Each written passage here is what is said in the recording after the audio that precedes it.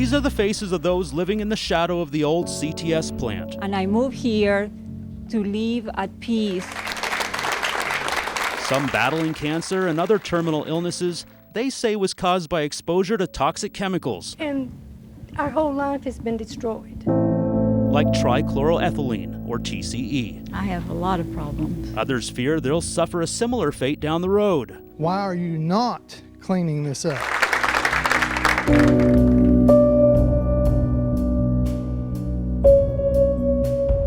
4 years after CTS shut down its Asheville plant, the EPA hired a company to test the site for contamination. They found toxic chemicals in the soil and water, and to this day, they haven't been cleaned up. Those who live nearby say this problem has remained buried far too long. How do you keep going? It's hard. It's really hard sometimes. Dot and Larry Rice live right next door to the CTS site. Their family has owned this property since the 1950s. I couldn't speak for 4 months. The Rices thought their health problems may have been genetic. After all, Dot's father-in-law, Clifford Rice, lived on the property and died of esophageal cancer a few years before. But when Dot's 21-year-old granddaughter, Devin, was given a serious diagnosis in 1999, she knew it was more than just genetics. The Rice family felt something just wasn't right. And we continued to smell something really bad. It would be nearly a decade before the Rices or any other residents were told about any contamination. We had been drinking water that EPA knew had been tested, and they knew it 9 years before we did.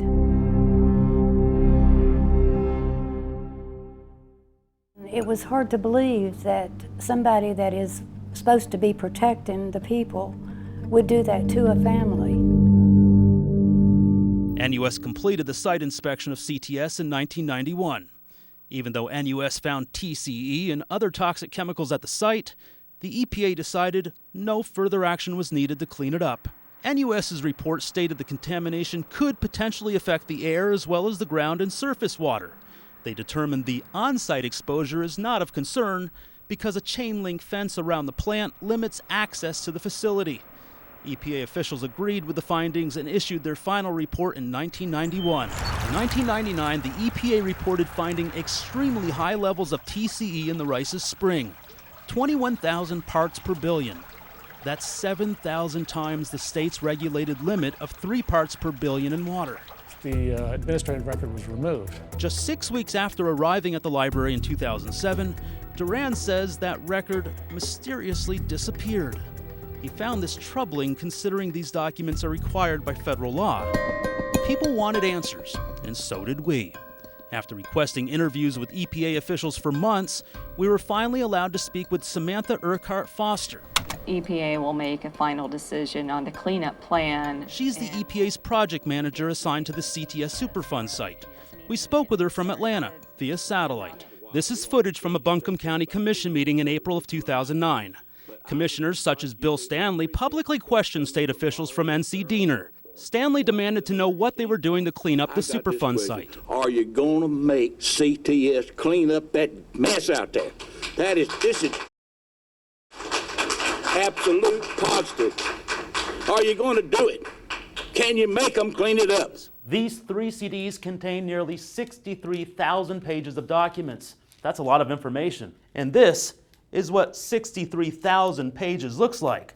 Mr. Hill, I know you know that they came on our property in 1990, made the test, and it was 1,100 parts per DCE, and no one told me. Why?